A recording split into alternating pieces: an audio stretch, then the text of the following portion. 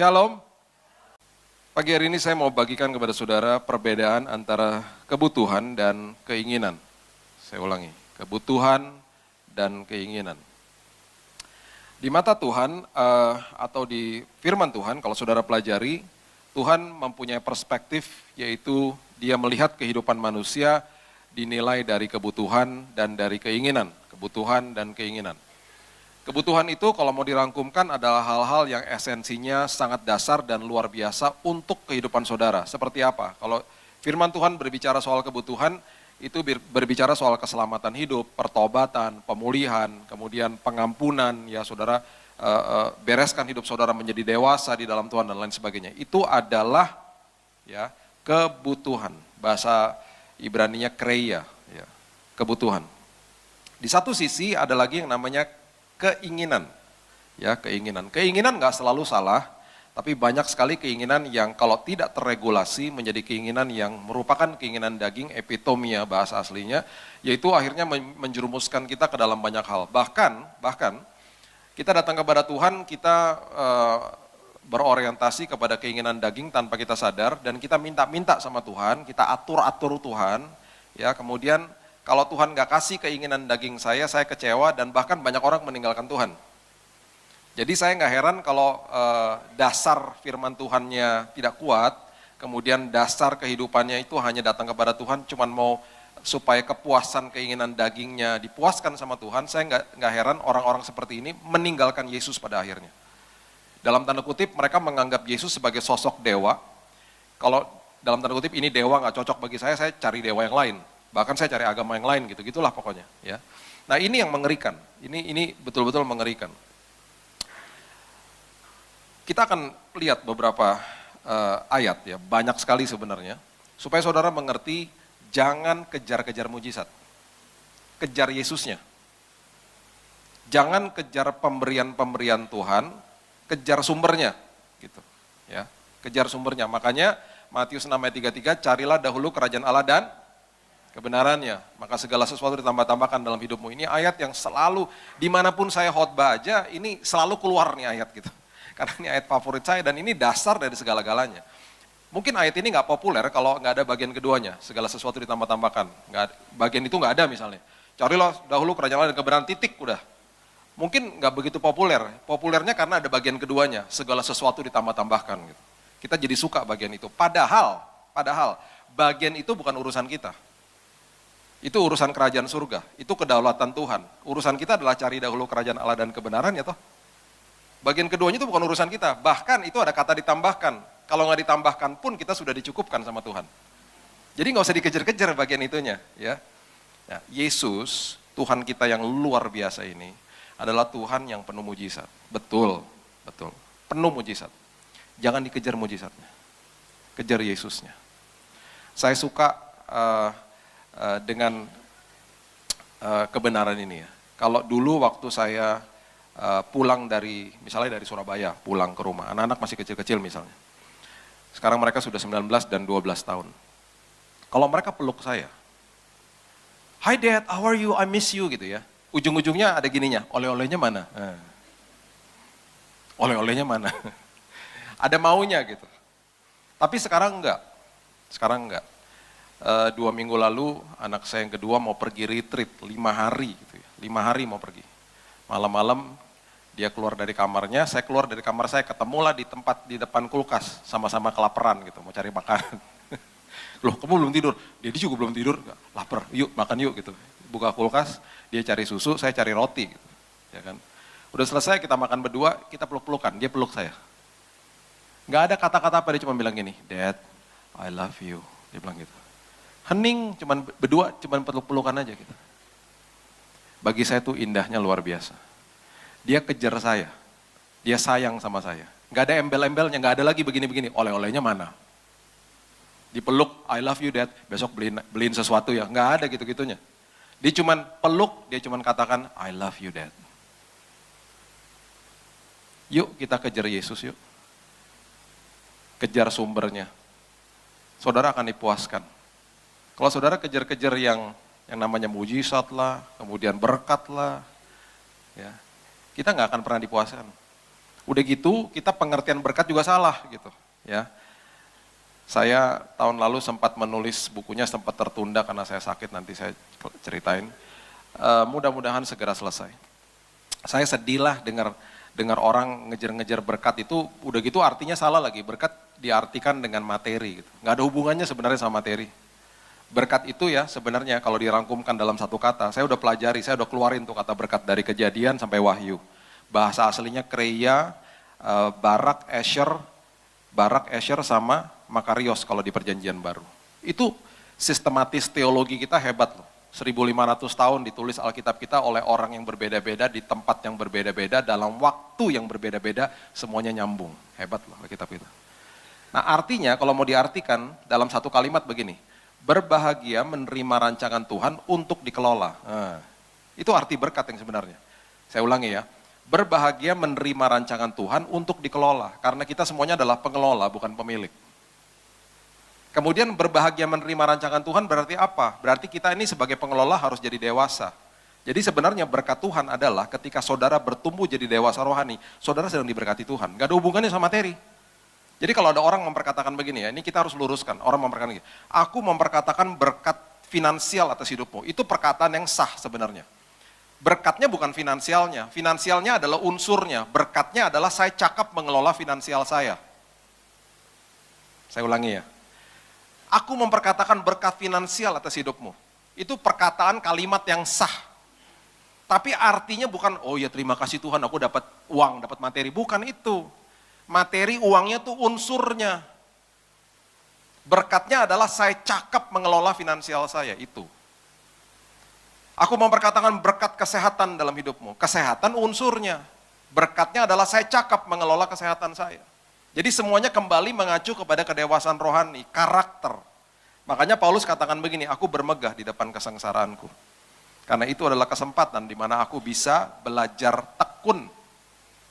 Tekun berarti sabar dan bertahan. Karena aku belajar tekun, itu akan menghasilkan buah yang dinamakan tahan uji dan pengharapan. Tahan uji dan pengharapan adalah buah dari ketekunan. Ya, itu nanti saudara bisa baca di Roma, ya. Roma 5 ayat 3 sampai 5. Ya, sekali lagi ya, kesengsaraan itu faktor eksternal. Kesengsaraan bisa datang kapan aja, ujian bisa datang kapan aja, cobaan bisa datang kapan aja. Berarti setiap hari harus siap. Enggak seperti waktu masih sekolah dulu, ujian dikasih jadwal. Kita belajarnya udah deket-deket, udah mau besoknya mau ujian baru kita belajar hari ini. Amin, saya amin duluan, saya begitu soalnya dulu. Ya kan? Tapi sekarang yang namanya ujian kehidupan kan enggak gitu, bisa datang kapan aja. Berarti tiap hari harus mempersiapkan diri. Hubungan intim sama Tuhan gaya hidup, bukan keharusan lagi. Keharusan adalah faktor eksternal. Capek, lupa, berontak. Nah itu. Kalau saudara mau tahu apakah saya udah masih di level keharusan atau level gaya hidup. Level keharusan capek, lupa, berontak. Selalu gitu. Kalau capek, lupa, berontak tuh masih di level keharusan. Kayak anak kecil kan disuruh diharus-haruskan. Harus gosok gigi, harus makan, harus tidur gitu. Kalau nggak dia lupa lah, dia capek lah, dia males. Capek itu berarti udahlah males gitu. Nggak konsisten gitu. Atau enggak ujung-ujungnya berontak. Nggak mau. Gitu. Capek, lupa, dan berontak adalah level keharusan. Sering kali kita baca firman sama doa di level keharusan. Jangan ada di level itu, naik level yang lebih tinggi. Gaya hidup. Gaya hidup berarti nagih dari dalam. Nagih dari dalam sini. Aku mau baca firman. Walaupun saya capek-capeknya pulang malam, tetap aja harus baca firman, harus doa dulu. Berkali-kali saya tidur, ada buku lah, ada firman lah di atas ini sampai besok pagi, sampai kadang-kadang lecek bukunya. Saking cintanya sama Tuhan. Yuk saudara sayang sama Tuhan yuk. Tanpa kondisi tapi ya, tanpa kondisi. Jadi waktu datang kepada Tuhan tuh betul-betul mengasihi dia, aku mau tahu lebih lagi tentang Engkau ya Tuhan. Gak ada embel-embelnya tapi, gak ada syarat-syaratnya gitu loh. Ya, cinta sama Tuhan seperti begitu. Oke, kita belajar ya. Jadi kalau dirangkumkan lagi, berkat adalah ketika saudara menghadapi sebuah kesulitan hidup, kesengsaraan hidup yang diubahkan bukan kesengsaraannya, tapi saudara yang diubahkan. Kesengsaraan itu urusan Tuhan, kedaulatan Tuhan. Mau diubahin, mau enggak, itu urusan Tuhan. Kita tetap senantiasa mengatakan, Tuhan Engkau baik, titik, udah. Ketika kita mengatakan dan belajar seperti itu, berarti kita sedang diubahkan Tuhan dan kita menjadi dewasa rohani. Kita sedang diberkati Tuhan. Makin kita dewasa, kita diberkati Tuhan. Makin kita berubah, kita diberkati Tuhan. Itu kuncinya. Itu kunci daripada berkat yang sebenarnya. Oke, Markus 2, ayat 1 sampai 4 mengatakan begini. Markus pasal yang kedua, ayat 1 sampai 4. Kemudian sesudah lewat beberapa hari, waktu Yesus datang lagi ke Kapernaum, tersiarlah kabar bahwa ia ada di rumah. Maka datanglah orang-orang berkerumun sehingga tidak ada lagi tempat, bahkan di muka pintu pun tidak. Sementara ia memberitakan firman kepada mereka, ada orang-orang datang membawa kepadanya seorang lumpuh digotong oleh 4 orang. Tetapi mereka tidak dapat membawanya kepadanya karena orang banyak itu, lalu mereka membuka atap yang ada di atasnya, sesudah terbuka mereka menurunkan tilam tempat orang lumpuh itu terbaring. Saya mau ajak saudara ke dalam peristiwa ini, ya. Bayangkan tempat yang begitu ramai, penuh sesak, ya. Yesus ada di depan, lagi sedang berkhotbah, kasih sharing firman dan lain sebagainya. Orang lumpuh ini, Alkitab tidak mendokumentasikan siapa yang dengar duluan tentang mujizat-mujizat yang Yesus ajarkan dan lakukan. Kemudian nggak tahu siapa yang inisiatornya, mereka katakan, yuk kita ketemu Yesus. Mereka punya keinginan satu, kalau baca cerita ini. Supaya sang lumpuh ketemu sama Yesus, dan sang lumpuh disembuhkan sama Yesus. Betul? Kejar mujizat. Nah, yang saya kagum ya sebenarnya dari cerita ini ya, mereka orang Sunda bilangnya kekeh gitu ya. Kayaknya nggak ada nyerahnya gitu.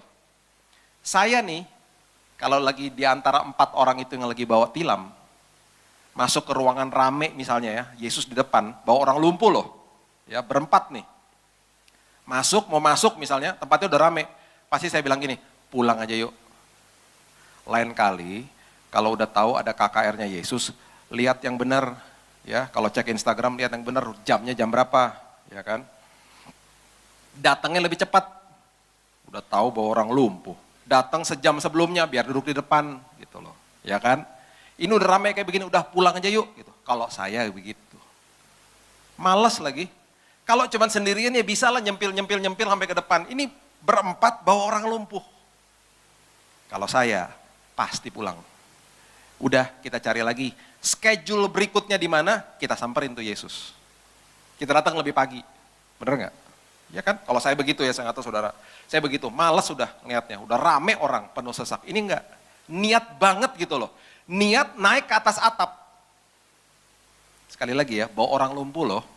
Alkitab tidak mendokumentasikan apakah lubang di atas atap itu udah ada atau harus dibobok atapnya. Kalau itu harus dibobok di atapnya, itu berarti kan keribetan yang berikutnya. Mereka naik dulu ke atas misalnya ya, terus sama temannya begini. Dia harus ngebobok supaya nanti tilamnya diturunkan di depannya Yesus kan. Jadi dia dari bawah harus begini-begini. Tunggu, Yesus di situ. Ya, mundur dikit. Iya, oke, tandain ya gitu.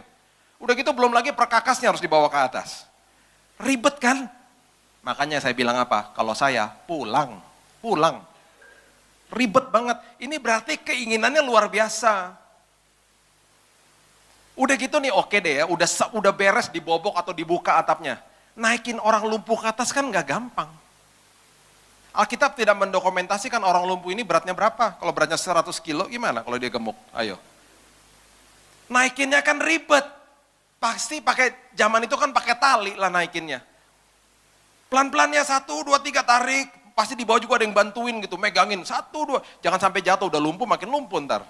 Ya kan, tarik pelan-pelan, udah berat banget pasti sampai ke atas. Udah sampai di atas, harus diturunin lagi. Harus diturunin lagi dari atas ini.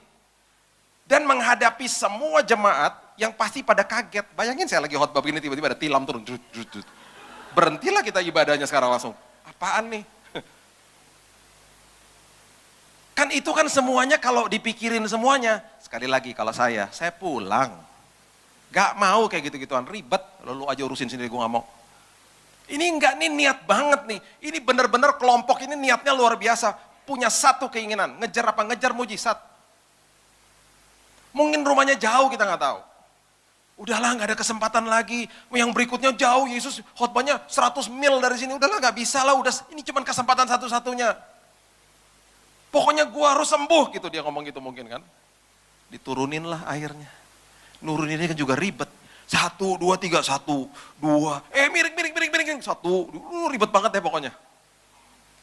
Setelah melewati semua keribetan ini, sampai di depan Yesus, mereka kan udah pasti sering dengar kalau Yesus lagi menyembuhkan seseorang. Biasanya kalau menyembuhkan seseorang, apalagi yang lumpuh, ngomongnya gimana sih? Angkatlah tilammu dan berjalanlah. Ya kan, kita aja udah tahu, kita udah sering dengar kata-kata Yesus begitu di firman Tuhan. Ya kan? Ini ya, udah lewatin begitu banyak keribetan, akhirnya sampai di depan Yesus. Nih, coba lihat ayat 5. Kita baca coba. Ayat 5 coba. Ketika Yesus melihat iman mereka, berkatalah ia kepada orang lumpuh itu, angkatlah tilammu dan berjalanlah. Tidak. Imanmu menyelamatkan engkau, berjalanlah. Enggak. Apa dia katakan? Hai anakku, dosamu sudah diampuni. Itu kalau film kartun ada bunyi begini tuh. Ngek, ngek, ngek, ngek. Penonton kecewa. Itu pasti ya. Saya bisa ngebayangin tuh si lumpuh waktu itu. Dia pasti kan mungkin teman-teman kan di atas yang berempat. Kan lagi nurunin dia. Dia pasti ngomong gini, lu udah kasih tahu nggak? Gue butuh kesembuhan, bukan dosa diampuni.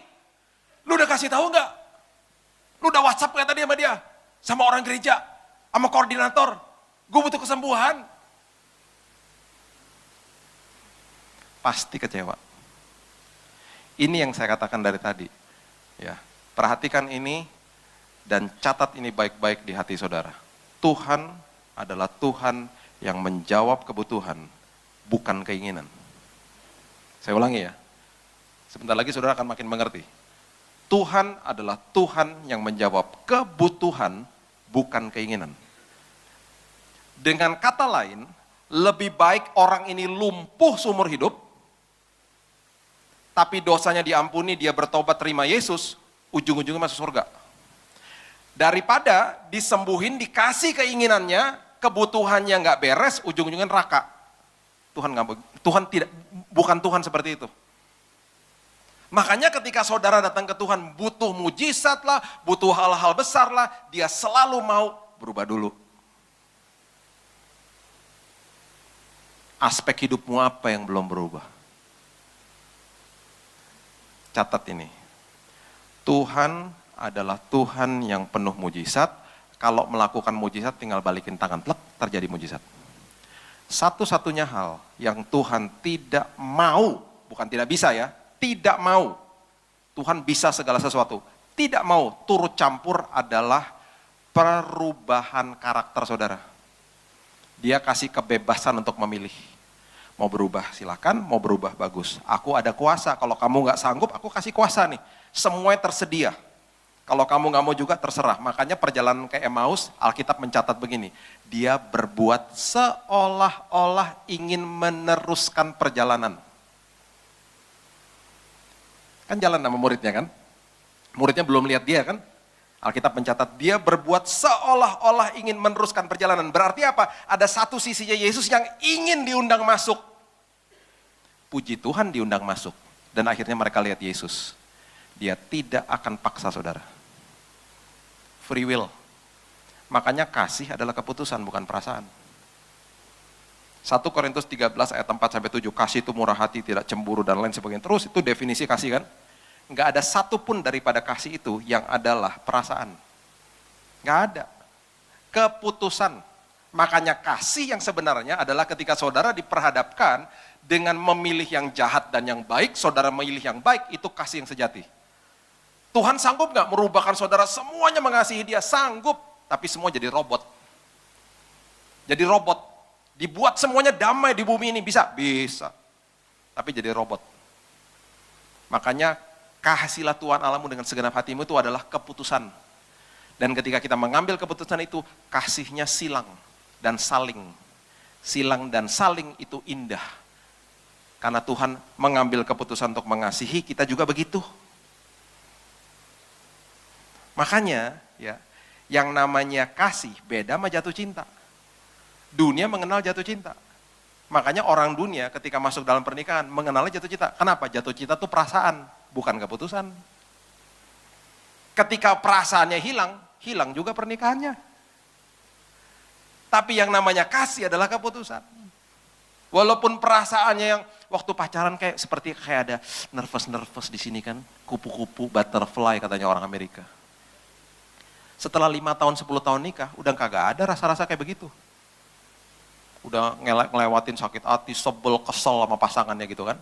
Kenapa bertahan? Karena mengambil keputusan untuk tetap mengasihi, kasih agape. Makanya pernikahan orang Kristen harusnya selamanya.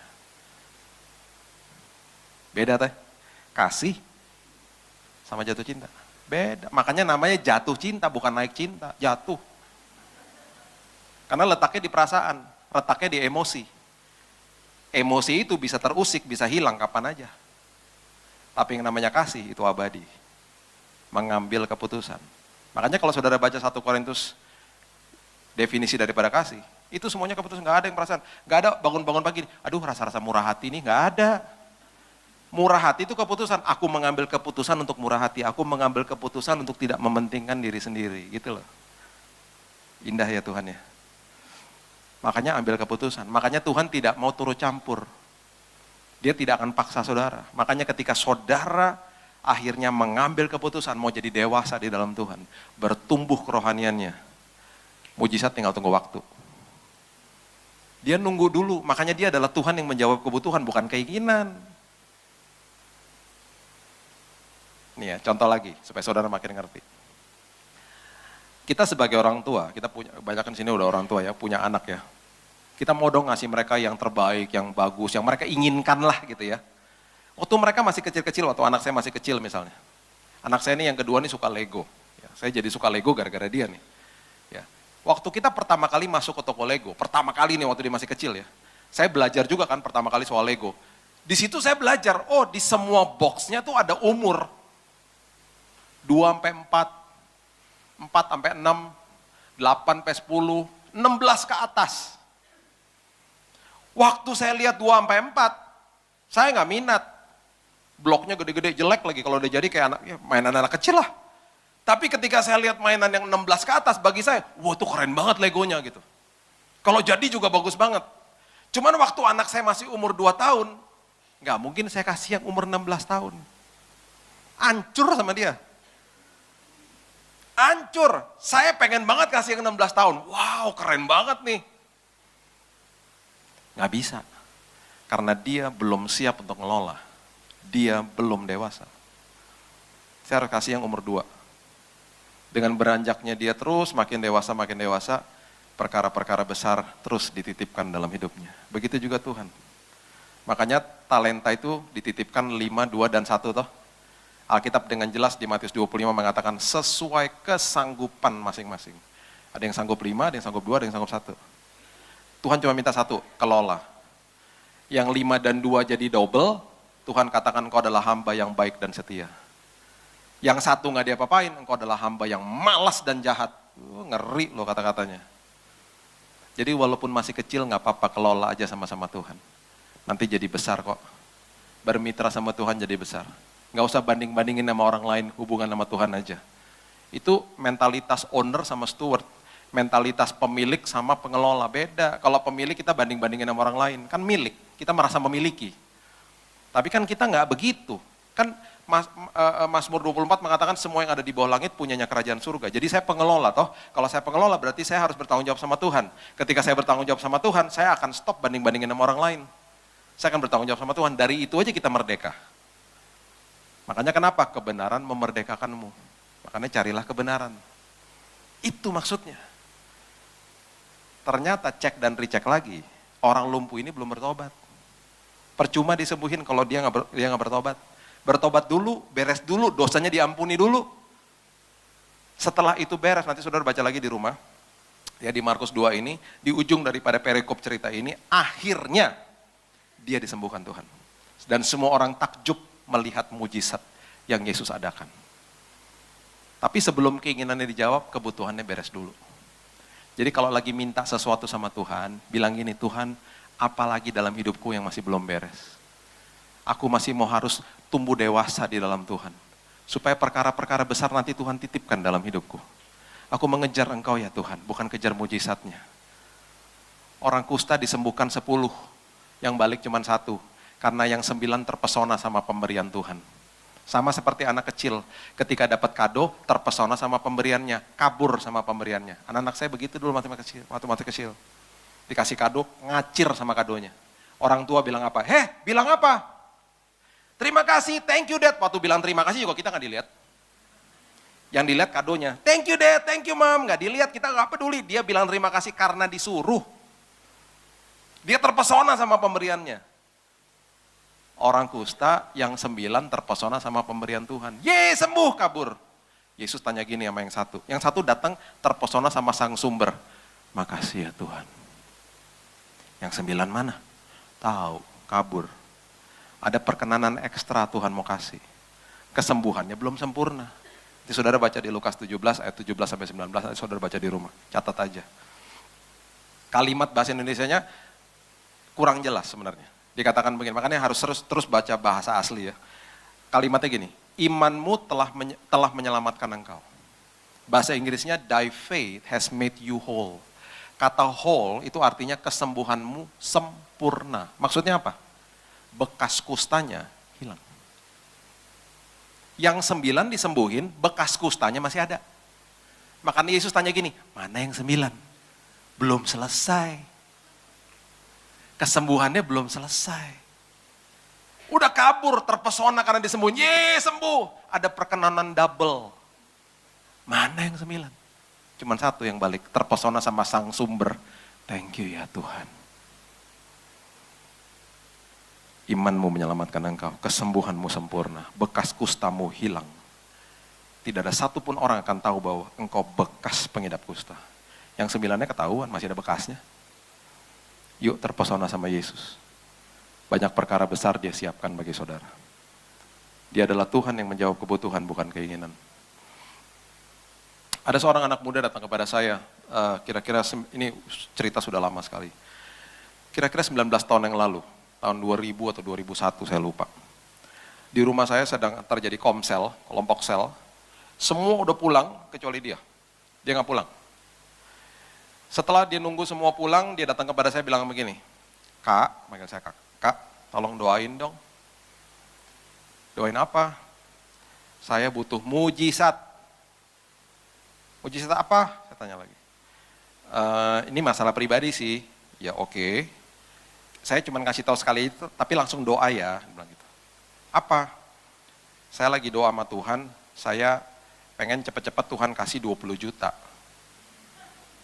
Buat apa? Saya tanya gini. Ya saya lagi berdoa nih selama ini, saya ingin supaya cepat dikasih gitu, dia bilang gitu. Kenapa? Masalah pribadi tolong ya, nggak usah ditanya-tanya lagi, saya bilang gitu. Dia bilang gitu. Saya makin gusar dong hati saya bilang enak aja. Ntar saya salah doa, nggak mau saya. Maaf, kalau kamu minta saya doain, saya harus tahu kenapa, 20 juta buat apaan, saya bilang gitu. Sekali lagi ya, saya kasih tahu cuman sekali aja ya, habis itu langsung doa ya. Saya nggak pernah bilang iya loh, dia selalu gitu-gitu tuh kalau ngomong. Saya ada utang 20 juta, ayo doa. Makin ini dong, makin terganggu dong saya. Sorry, 20 juta utang kemana? Saya bilang gitu. Dia kesel loh. Dia kesel. Kan tadi saya udah bilang langsung doa. Yaelah, ngatur-ngatur saya di rumah saya loh. Udah malam lagi. Saya bilang ini sorry, saya mau doain. Cuman saya harus tahu nih duduk permasalahannya gimana. Kita nggak asal doa dong, kita harus ngerti dulu kenapa nih gitu. Ya karena aku udah bilang tadi. Utang 20 juta. Ya utang kemana? Kan masalah pribadi. Ngerti. Tapi kalau kamu minta saya doain kamu, saya harus tanya. Kalau enggak apa-apa, saya nggak akan doain, saya bilang gitu. Nggak apa-apa, nggak usah kasih tahu juga nggak apa-apa. Terserah kamu kok. Udah mulai kesel nih. Sekali lagi ya, saya kasih tahu udah gitu langsung doa nih. Utang kredit card, tuh ayo cepetan. Doa. Aduh, saya makin gusar lagi. Hah, kredit card? Dan itu tahun segitu gede loh, 20 juta ya kan. Saya langsung tanya lagi dong. Buat beli apaan 20 juta? Iya dong. Saya mau tanya dong, ini anak masih muda loh, masih berapa waktu itu umurnya ya? 20 beberapa gitu. 21 tahun beli apaan 20 juta di kredit card? Saya mau tahu dong ini orang kenapa nih bisa pakai kredit card segitu banyak? Marah, kali ini dia marah. Tahu nggak dia bilang apa? Susah banget sih suruh doa. Hamba Tuhan macam apa nih? Marah-marah tiba-tiba. Di rumah saya loh. Udah malam loh. Terus saya bilang gini, sorry, saya nggak akan doain sampai saya tahu semuanya. Tiba-tiba dia nangis. Saya kesel sama papa saya. Nah lo, dari utang kesel sama papanya tiba-tiba. Saya benci sama papa saya katanya. Kenapa? Ini semua gara-gara dia katanya. Gara-gara dia? Saya dari kecil dibanding-bandingin sama adik saya katanya. Adik saya selalu dibilang lebih cantik dari saya. Sampai saya tumbuh besar ini sampai gak percaya diri. Ambil nangis-nangis. Terus hubungannya apa sama kredit card? Iya itu gara-gara itu, makanya saya akhirnya beli baju. Dan setiap kali saya beli baju saya rasa enak. Tapi saya kan gak punya uang. Jadi saya waktu gesek-gesek kan enak banget tuh. Beli baju baru untuk nutupin ketidakpercayaan diri saya. Ini semua gara-gara papa saya benci sama dia. Ketahuan kan akar masalahnya tuh. Langsung saya bilang gini, nah dari tadi dong kasih tahu. Nah sekarang kita doa ya. Dari tadi kayak, ya gimana? Kan baru tahu sekarang duduk permasalahannya kan. Sekarang saya bilang gini, nah sekarang kan saya ngerti masalahnya apa. Sekarang kita akan doa pengampunan. Bukan doa minta uang. Kita doa supaya kamu ngampunin papamu, ini kan akarnya. Betul gak? Tuhan udah tahu kamu perlu bayar utang gak? Tuhan bisa melakukan mujizat kapan aja kan? Tuhan bisa kasih uang kapan aja. Tapi Tuhan mau kamu berubah dulu. Jadi kita doanya supaya kamu ngampuni papamu. Oh ngamuk. Berdiri sekarang dia. Berdiri, saya lagi duduk dia berdiri tiba-tiba. Hamba Tuhan macam apa sih ini? Oh gue udah kasih tahu semuanya. Sekarang suruh doa ngampunin papa. Ngapain? Saya dalam hati gini, ditampar nih, gue ditampar nih. Dia kan berdiri depan saya kan. Aduh Tuhan, betapa ironisnya hamba Tuhan ditampar di rumahnya sendiri. Ngeri loh ngeliatin mukanya tuh ngeri banget. Udah marah-marah saya ditampar. Tinggal tunggu waktu aja ditampar. Saya kaget juga dia marah-marah kan. Wah teriak-teriak pokoknya. Singkat cerita, ya ini akhirnya sampai jam 2 pagi. Dari jam, kalau nggak salah jam 9.30 malam, nih ngomong terus sampai jam 2 pagi. Capek loh. Akhirnya setuju berdoa. Karena saya bersikeras, saya bilang kalau kamu nggak mau saya doakan begitu, go ahead, kamu silakan pulang. Saya tidak akan doain yang lain. Saya tidak akan doain yang lain. Tuhan bukan dewa. Banyak orang datang ke hamba Tuhan ya, kadang-kadang jadi kultus individu tuh, ya datang. Saya berapa minggu lalu tuh ada di kebaktian di Jakarta ini, datang, Pak, ini sakit. Ayo doa Pak, doa. Buset deh, udah kayak dukun tuh nggak rasanya. Saya bilang Bu, tunggu Bu, bentar Bu, kita ngobrol dulu Bu, tenang ya Bu ya. Kultus individu, ngeri kan kalau kayak begitu. Nah akhirnya kita doa. Saya suruh dia ngulangin apa yang saya ngomong ketika kita proklaim gitu ya, kasih tahu bahwa kamu tuh ngampunin bapak. Itu sampai guling-guling di bawah. Keluar busa dari mulutnya. Karena begitu kepahitan sama bapaknya. Malam hari itu dia lepaskan pengampunan. Kira-kira jam 3 pagi selesai doa, dia minta maaf. Maaf ya Kak, aku lega sekarang. Makasih ya Kak. Aku lapar Kak, boleh makan gak? Kurang ajar. Minta doain, marah-marah, ujung-ujung minta nasi goreng, ujung-ujung. Beli nasi goreng di luar tuh, untung ada, kalau Jakarta kan 24 jam tuh nasi goreng lewat-lewat, beliin makan dulu, makan anterin pulang. Saudara tahu apa yang terjadi? Dalam satu minggu,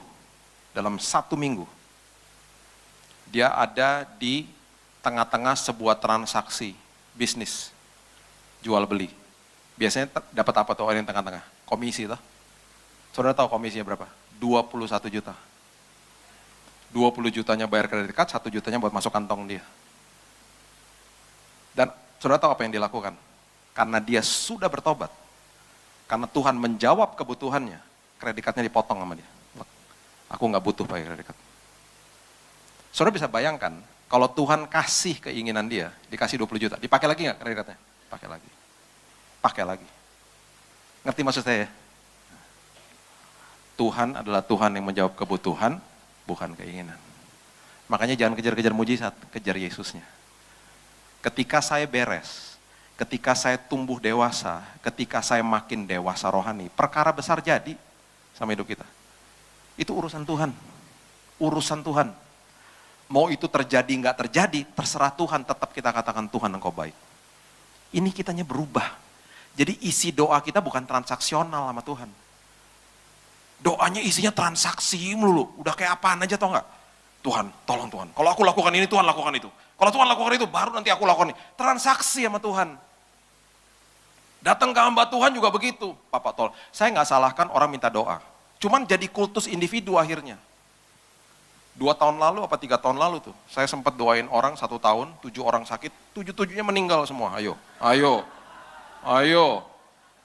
Langsung pada ketakutan. Tadinya aku meminta doa sama dia, nggak jadi. Ngeri. Nggak jadi, ntar habis doa berkat aku langsung pulang, ngeri. Nggak mau ketemu dia juga, ngeri. Pendeta penyambut nyawa ternyata. Sempet loh ada julukan begitu. Sempet. Sampai tiba-tiba satu keluarga denger nih. Saya waktu doain orang meninggal-meninggal gitu kan. Satu keluarga telepon saya. Pak. Ini mau cerita dulu nih Pak. Ini papa nih ya. Kan udah sakit Pak. Sakit keras. Duit udah keluar banyak nih Pak. Nah papa nih sekarang kita taruh di rumah aja, kita udah pasrah. Home care Pak. Jadi kita udah pasrah Pak. Nah gini nih Pak, kita denger nih Pak. Nah ampun deh kita denger. Katanya Pak, Bapak kalau doain orang, orangnya cepat ketemu Yesus. Jadi kita udah berembuk Pak sekeluarga, kita mengundang Bapak ke rumah. Untuk doain Papa. Nah loh, terus bahasanya diplomatis banget. Supaya Pak, yang terbaik terjadi sama Papa. Terbaik terjadi. Supaya Papa cepat-cepat mati, maksudnya gitu kan. Supaya yang terbaik terjadi. Saya pas ada waktu, saya datang. Di Jakarta. Waktu perjalanan ke sana dengan istri saya di mobil, saya bilang gini, lucu juga ya. Biasanya hamba Tuhan dipanggil doa kesembuhan. Ini enggak, doa kematian. Ngeri kan? Sampai di sana, masuk kamar, saya minta izin, saya boleh baringan sama Om ya gitu. Dia kan tidur, udah nggak bisa ngapa-ngapain, udah lumpuh, saya tidur sama dia, baringan. Om, doa ya Om. Saya baringan sebelahnya. Udah nyanyi, semua nyanyi. Nyanyi nyembah Tuhan. 1 jam lah kita di situ. Di tengah-tengah lagi puji-pujian penyembahan, si Om ngomong sama saya. Pak, tadi yang saya lihat bukan Bapak sama istri saja yang datang. Lebih dari 2 yang datang. Langsung keluarganya kisruh. Malaikat penjemput. Buset deh. Ampun. Singkat cerita kita doa, habis doa saya diajak makan siang di rumahnya. Mukanya lega semuanya. Seolah-olah kayak gini, makasih ya Pak, udah didoain. Sekarang tinggal tunggu waktu aja nih gitu. Seolah-olah. Udah selesai saya pulang. 1 minggu setelah itu saya dapat telepon. Pak, mujizat terjadi Pak. Wih, apaan? Pak, luar biasa loh Pak. Papa sekarang jalan Pak. Pulih total, bisa diajak ke mall, jalan-jalan luar biasa Pak. Thank you ya Pak, terima kasih. Saya juga seneng dong. Puji Tuhan ya, Tuhan jawab. Luar biasa. Saya bilang sama istri saya, si Om sembuh loh. Luar biasa loh, pasien pertama sembuh katanya. yang lainnya mati semua. Makanya gak bisa kultus individu, kedaulatan dalam tangan Tuhan. Mau sembuh mau enggak, urusan Tuhan kok. Yang penting kita berubah. Yang penting dalam sini beres. Ujung-ujungnya kekekalan sama Tuhan kok. Gak usah kasih kondisi sama Tuhan, gak usah kasih syarat sama Tuhan, gak usah kecewa sama Tuhan. Ya kan? Yang berikutnya nih. Coba saudara baca ini. Yohanes pasal yang ketiga, ayat 1 sampai ketiga. Yohanes pasal yang ketiga ayat 1 sampai 3. Adalah seorang Farisi yang bernama Nikodemus, seorang pemimpin agama Yahudi. Ia datang pada waktu malam kepada Yesus dan berkata, Rabi, kami tahu bahwa engkau datang sebagai guru yang diutus Allah. Sebab tidak ada seorang pun yang dapat mengadakan tanda-tanda yang engkau adakan itu jika Allah tidak menyertainya. Ini pemimpin agama Yahudi, seorang Farisi, pemimpin loh, ya datang kepada Yesus. Makanya dia datang malam-malam karena dia mau kasih pujian rupanya. Supaya teman-temannya nggak lihat. Isi pujiannya, kalau kita bahasakan dalam bahasa sekarang kira-kira begini. Yesus, memang luar biasa sih pekerjaan engkau. Kalau Bapak di surga tidak menyertai engkau, nggak mungkin kau bisa melakukan kayak begitu. Dengan kata lain, dia mengakui kedaulatan Tuhan. Dan konteksnya pujian loh. Memuji, memberikan sebuah apresiasi. Kalau kita dipuji, bahasa kita seperti apa sih? Bajunya bagus deh, makasih. Ya kan? Orang Indonesia kan gitu kan? Atau enggak, bajunya bagus ya? Enggak, udah lama kok ini gitu kan. Rambutnya bagus deh, oh ngenyek. Biasanya kan begitu kan? Ya kan? Ayat ketiga, saudara baca coba ayat ketiga. Nggak ada hubungannya.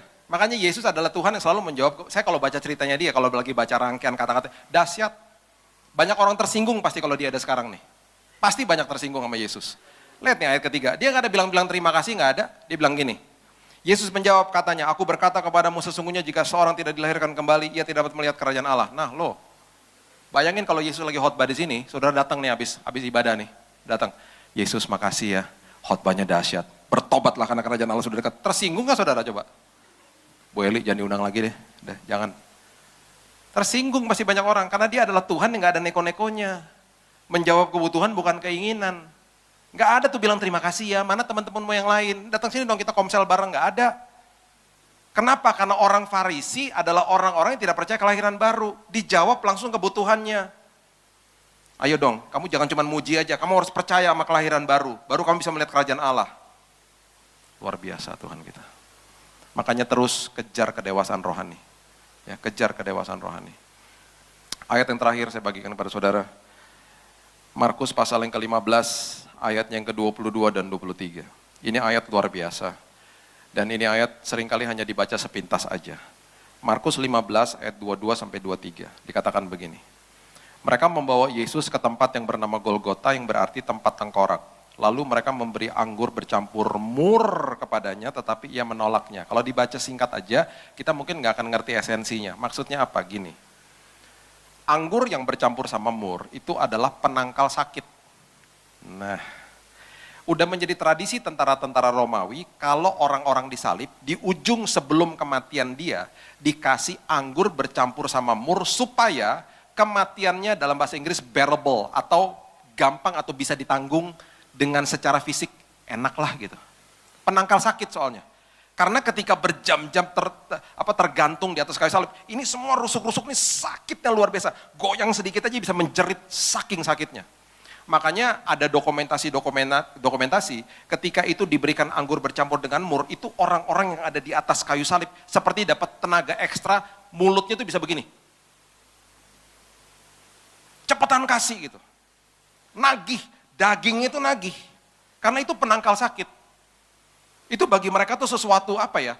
Sesuatu yang meringankanlah beban mereka, kira-kira begitu.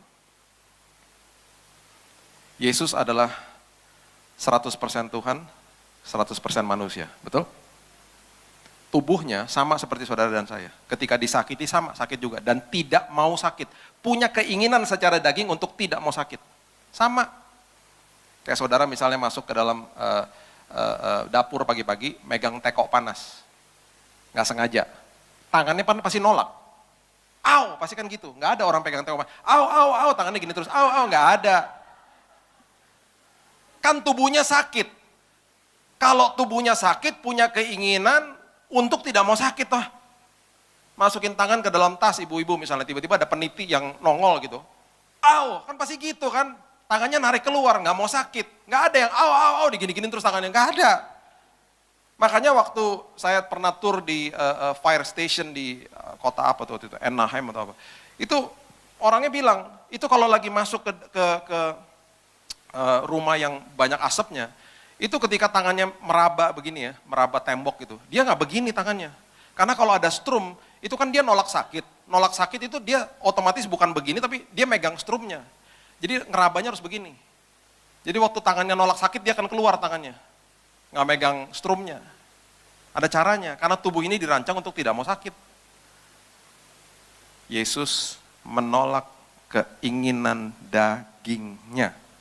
Dia menolak anggur yang bercampur dengan mur, supaya kematiannya seperti yang dinubuatkan, anak domba Allah akan dihancurkan sampai titik penghabisan. Dia lebih mementingkan kebutuhan daripada keinginan. Dia mementingkan kebutuhan kerajaan surga daripada keinginan. Sampai titik darah penghabisan, dia masih memberikan contoh ini kepada saudara dan saya. Jadi sampai kapanpun fokuslah kepada kedewasaan rohani. Kebutuhan kita harus dijawab. Saudara mungkin sudah dengar kesaksian saya. Kalau saudara sudah dengar, mohon maaf, saya cerita singkat aja. Tanggal 27 November kemarin saya terakhir kali ada di sini. Saya tadi lihat foto saya di pesawat, saya lihat. Terakhir kali saya di sini ketemu Ibu Eli ini tanggal 27 November tahun lalu. Itu saya udah sakit sebenarnya. Saya lihat fotonya, kan saya ada foto sama Ibu Eli. Mata saya udah gak benar tuh waktu itu. Cuman saya gak tahu. Singkat cerita, saudara mungkin udah dengar ya, saya kolaps di kamar mandi, saya dibawa ke Singapura, tanggal 2 Januari saya berhadapan dengan dokter memberitahu bahwa saya terdiagnosa kena acute myeloid leukemia, AML. Saya sebagai orang awam, saya nggak tahu, saya tanya sama dokter, stadium berapa, dokter bilang sama saya, Pak kalau kanker darah nggak ada stadiumnya, kanker darah itu adanya jenis AML adalah jenis yang paling mematikan, jenis yang penyebarannya paling cepat, dokter mengatakan you are in the process of dying. Kematian Bapak cepat. Saya nggak punya asuransi untuk cover di Singapura, jadi saya bilang sama dokter, dok ada nggak tempat yang lebih murah? Itu di Mount Elizabeth waktu itu. Dia rujuk ke rumah sakit SGH, itu seperti rumah sakit umum gitu ya. Bagus tapi harganya lebih murah. Kita ke sana. Pertanyaan saya cuma 2, segera kepada dokternya, dok kapan saya harus mulai treatment, kemudian berapa biayanya? Dokter bilang nggak lebih dari seminggu Pak, harus mulai treatment segera karena ini penyebarannya sudah kemana-mana. Akut. Saya terkena yang namanya infiltrasi zat asing. Jadi setelah dites gitu ya, infiltrasi zat asing itu kecurigaan besarnya itu datang dari deodoran. Saya 2 tahun pakai deodoran, sudah sampai gatel, dipakai terus ya. Kalau olahraga sampai kebuka pori-porinya, akhirnya masuk kimianya gitu ya. Jangan habis ini ibu-ibu nggak pakai deodoran ya, pakai aja ya. Jangan ketakut, ini kan saya. Jadi prinsipnya begini, dokter mengatakan begini, kalau udah gatel atau rash, pakai apapun, mau sabun kayak mau stop. Itu berarti tubuhnya udah nolak. Kemudian dokter ngasih tahu juga sama saya, Pak hati-hati dengan yang namanya laundry katanya. Kalau saudara dengar Ibu Ani, itu ada tesnya dan kemungkinan besar memang ibu ini terkena akibat laundry. Laundry itu ada sabunnya kimia. Dan seringkali kita pakai laundry setelah kita dapat hasilnya, kita masukin sama plastiknya ke dalam lemari. Bahaya. Bahaya. Kalau terima laundry, plastiknya copot. Jangan langsung pakai. Kebas-kebasin dulu, angin-anginin dulu, beberapa hari setelah itu baru pakai. Dan jangan langsung masukin lemari. Sangat berbahaya. Ya, apalagi kalau saudara keringetan terus pakai itu, wah makin cepat masuk udah. Jadi saya ini terkena infiltrasi zat asing, itu tesnya cuma ada di sana. Jadi makanya tesnya baik sekali ya, 1 jam saya dibacain tesnya. Jadi akhirnya saya ngerti kenapa gitu. Karena saya praktisi hidup sehat, dokternya juga bingung kenapa kamu bisa kayak begini. Gitu. Akhirnya setelah tahu, dokter bilang Pak nggak lebih dari seminggu harus di kemo. Waktu saya pulang, saya minta izin dulu pulang karena saya harus bawa anak saya yang kedua pulang. Karena anak saya yang kedua ini kemarin ikutan ujian nasional, dia harus pulang dulu gitu ya ke Jakarta. Dok, saya harus bawa pulang anak saya dulu. Saya minta izin. Oke, jangan lebih dari seminggu loh. Harus balik cepetan, atau nggak kamu di Jakarta, terserah lah pokoknya. Kamu harus mulai kemo. Dia bilang, ini penyebaran udah kemana-mana, udah akut, dia bilang gitu. Saya sempat tanya umur saya berapa, dia nggak mau jawab. Nanti aja katanya. Aduh, makin ngeri kalau dokter bilang nanti aja. Waktu saya pulang, saya cuma bilang gini sama Tuhan. Dan saya bilang sama istri saya, jangan kasih tahu siapa-siapa. Jangan kasih tahu siapa-siapa kecuali keluarga. Jangan taruh apa-apa di sosial media. Makanya bulan lalu ketika saya ada seminar sama hamba-hamba Tuhan, 200 hamba Tuhan di Surabaya, saya rada-rada cukup keras juga ngomongnya dalam hal ini. Kenapa? Kalau hamba Tuhan lagi sakit, minta dana, mau tahu caranya? Taruh infus di tangan, ya. Tiduran di tempat tidur, foto dari situ, mukanya gini. Pas fotonya jadi lihat dulu, kurang sakit, kurang sedih, foto lagi. Udah puas, mukanya udah sakit banget, upload di Instagram. Tulis di bawahnya, doakan saya sedang sakit. Wah. Lebih ekstrim lagi, taruh lagi di bawahnya. Doakan semoga Tuhan cukupkan dananya. Wah, kode keras. Lebih ngeri lagi, taruh lagi di bawahnya. Akun BCA-nya berapa? Terus taruh kata-kata yang paling hebat di bawahnya untuk menipu semua orang. Tuhan memberkati. Bagi saya, itu eksploitasi jemaat. Bagi saya itu manipulasi Tuhan. Saya paling gak suka begitu-begitu. Makanya kalau ngomong sama hamba Tuhan, saya marah-marah kalau dalam hal ini. Saya bilang, percuma khotbah-khotbah iman di sini ketika menghadapi kesengsaraan kesulitan hidup, ngejar pipa. Manusia dipakai Tuhan sebagai pipa berkat. Jangan kejar pipanya dong, kejar sumbernya dong. Saya bilang sama istri saya, jangan masukin apa-apa di sosial media. Gak usah kasih tahu siapa-siapa. Just me, just us, and God. That's it. Udah gak ada siapa-siapa lagi. Saya kalau berdoa panggil dia Daddy, saya bilang, Dad, you heard him. Daddy dengar berapa tadi? Kalau Daddy mau aku berobat di situ, you will provide, Daddy akan kasih semuanya. Benar. Dalam 3 hari, dana yang dokter bilang ada di BCA saya, persis jumlahnya. Ayo. Saya bangga ceritanya, kenapa? Karena Tuhan saya tidak punya batas. Dan Tuhan saya adalah Tuhan yang saudara juga. Kalau dia mengasihi saya, dia juga mengasihi saudara, sama aja, nggak pilih kasih toh. Jadi bergantung sama dia. Efesus mengatakan, aku sediakan kepada engkau kuasa yang membangkitkan Yesus. Bayangin loh, aku menyediakan kuasa yang membangkitkan Yesus kepada siapa? Ada satu passwordnya, orang-orang yang apa? Percaya. Coba percaya aja sama dia. Saya bilang sama istri saya, nih ya, Tuhan kalau kasih ya, pas-pasan. Wah, nggak lebih, nggak kurang. Supaya apa? Perjalanan imannya ngeri-ngeri sedap. Saya bilang istri saya, kita berangkat. Beneran berangkat.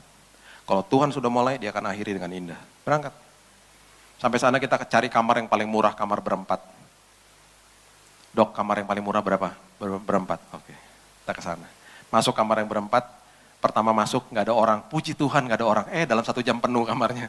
Pasien datang satu-satu.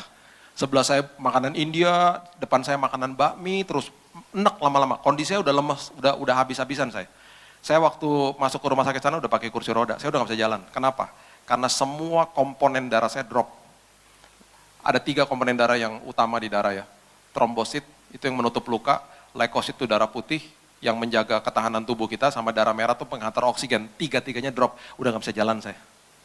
Jalan dikit udah gini. Habis, darahnya udah mau habis. Drop, harus pakai kursi roda. Udah habis-habisan, karena apa? Namanya aja acute myeloid leukemia. Itu jenis yang persis didiagnosa kepada ibu negara kita, Ibu Ani. Akhirnya, masuk ke kamar itu, saya udah makin enak, saya bilang sama dokter, Dok, saya enak banget dok, saya pengen muntah dok. Boleh nggak dok kamar yang satu sendiri aja? Karena kan di website ada dok kamar yang one bed, tapi bukan VIP. Kamarnya tuh kamar yang one bed itu di atasnya kamar yang berempat, harganya nggak terlalu mahal, tapi bukan VIP. Mau dong dok kamar itu aja. Abis pak, itu kamar populer banget abis katanya gitu. Ya udah sedih lah saya bilang ya istri saya, udahlah kita doa aja lah nggak apa-apa. Apapun yang terjadi tetap aja kita memperkatakan Tuhan baik, biarin aja. Kita berdoa, nggak sampai 1 hari loh, hanya hitungan jam susternya datang ke saya. Pak, dokter barusan telepon, dokter udah pulang, dokter telepon. Dokter bilang Bapak boleh masuk kamar nomor 3 di ujung sana. Kamar nomor 3 itu adalah kamar yang namanya suite room. Suite room itu di atasnya jadi VIP, VVIP, suite room. Itu ada ruang tamunya, ada kulkasnya, ada safety box, kamar mandinya juga kayak hotel. Bapak boleh masuk situ aja. Saya bilang nggak mau, mahal kan? Enggak, kata dokter Bapak boleh masuk situ, bayarnya yang one bed aja. Oh mau kalau gitu, mau. Istri saya tuh lagi beli makanan, saya telepon, cepetan sayang, dokter ngasih kamar nomor 3, cepetan kita pindah sebelum dokternya berganti pikiran, cepetan balik. Istri saya nggak balik-balik, jadi saya ngegeret sendiri tuh yang namanya koper. Dalam kondisi lemah loh, udah lemah banget koper jauh. Susternya hey, no, I'll help you, katanya, you need wheelchair, kursi roda, enggak, udah jalan. Cepetan sebelum dokter berubah pikiran, cepetan. Sampai di kamar istri saya belum datang juga. Saya langsung ada apa yang saya bisa bongkar, saya taruh-taruhnya di meja. Supaya apa, settle. Biar udah penuh barang lah pokoknya gitu ya. Pas istri saya datang, saya bilang bongkar koper, taruh baju gantung-gantung semuanya udah. Pokoknya biar kelihatan kita udah di sini, udah adem ayem lah di sini udah. Peter sempat datang. Thank you, Peter sama Tante Esther mamanya sempat datang ke sana. Tuhan mengirimkan 80 orang. Saya nggak ngundang-ngundang ya, 80 orang datang termasuk Peter. Saya thank you banget. Saya ada foto, semua yang datang saya fotoin. Tadi saya lihat Peter, saya langsung ingat.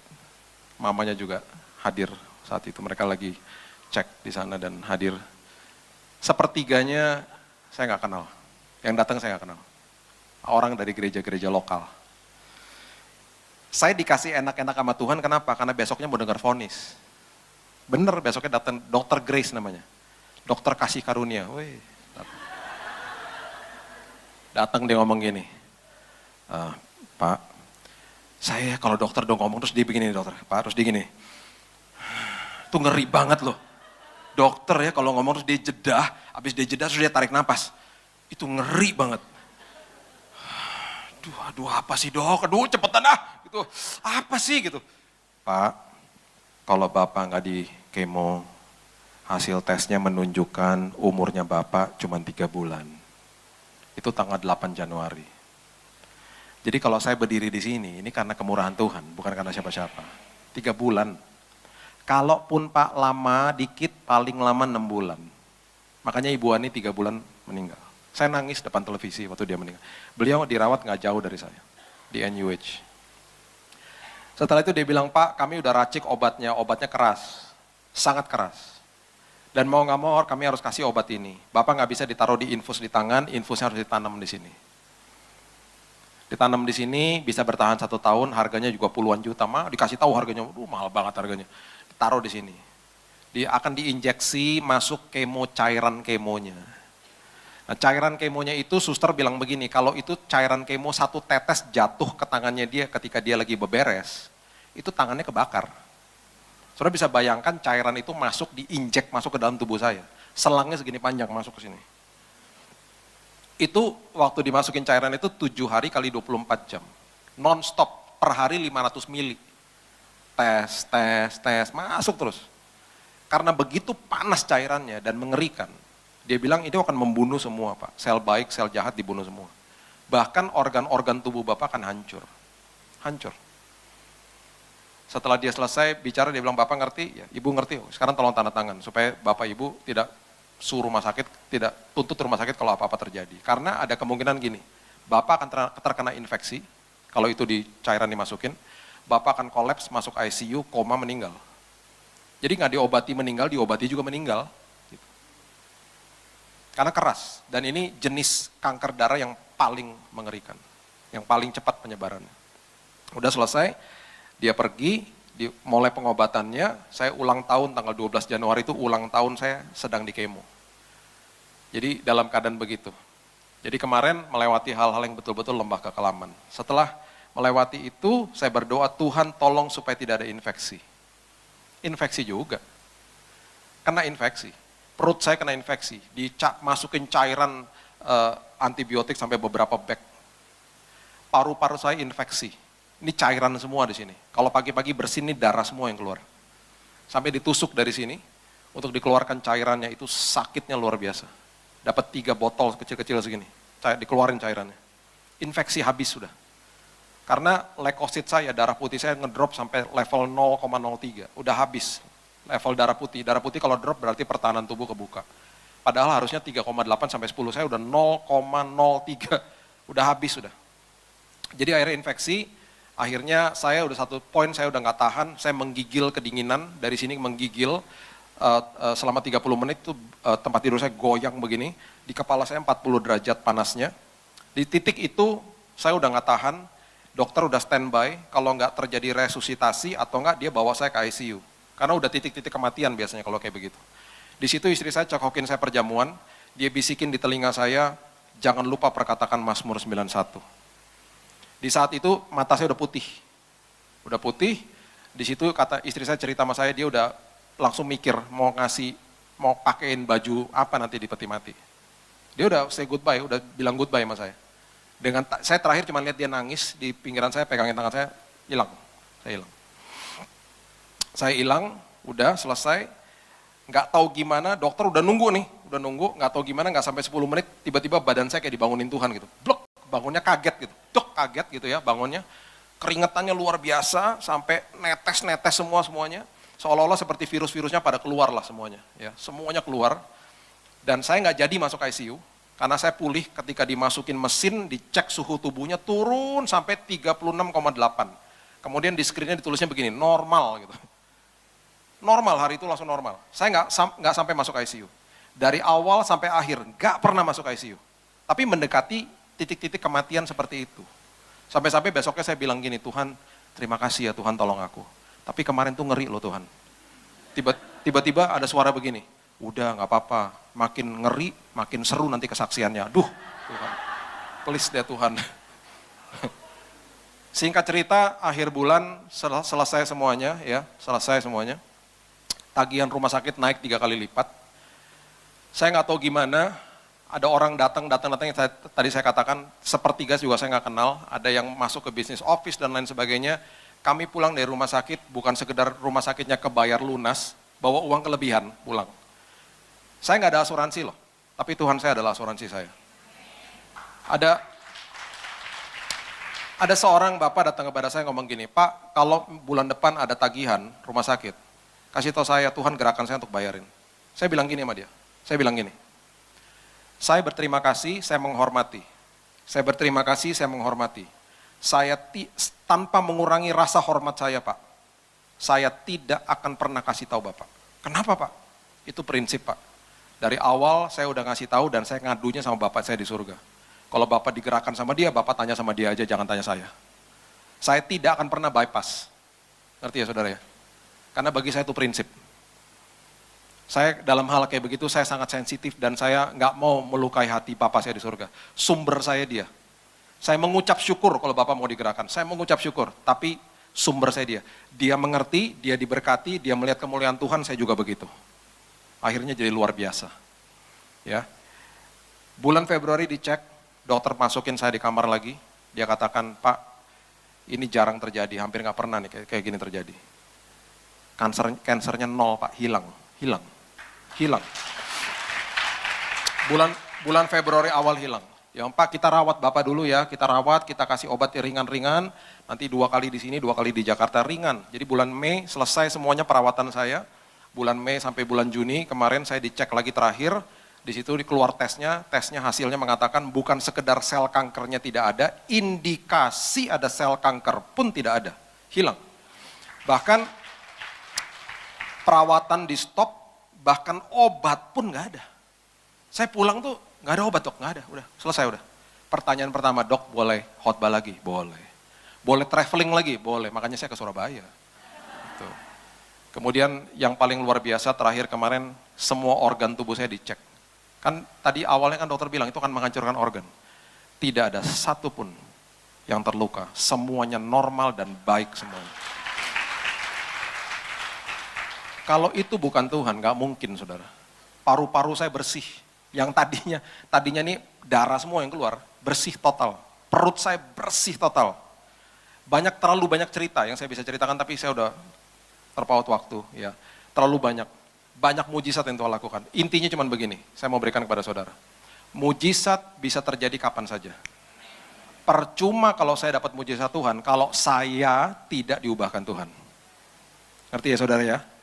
Saya harus diubahkan Tuhan, itu menjadi akhirnya kesembuhan itu sangat berarti bagi saya. Saya diubahkan, istri saya diubahkan, anak saya dua-duanya diubahkan Tuhan.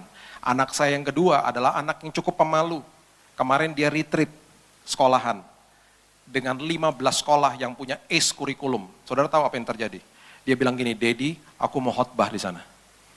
Kemarin dia khotbah di sana. Anak pemalu loh, aku bilang, kamu khotbah apa? Aku harus ceritain kepada semua orang dan guru-guru. Kan ada ribuan orang datang. Tentang apa khotbahnya? Mazmur 91 dan aku mau masukin kesaksiannya Dedi di situ. Anak umur 12 tahun.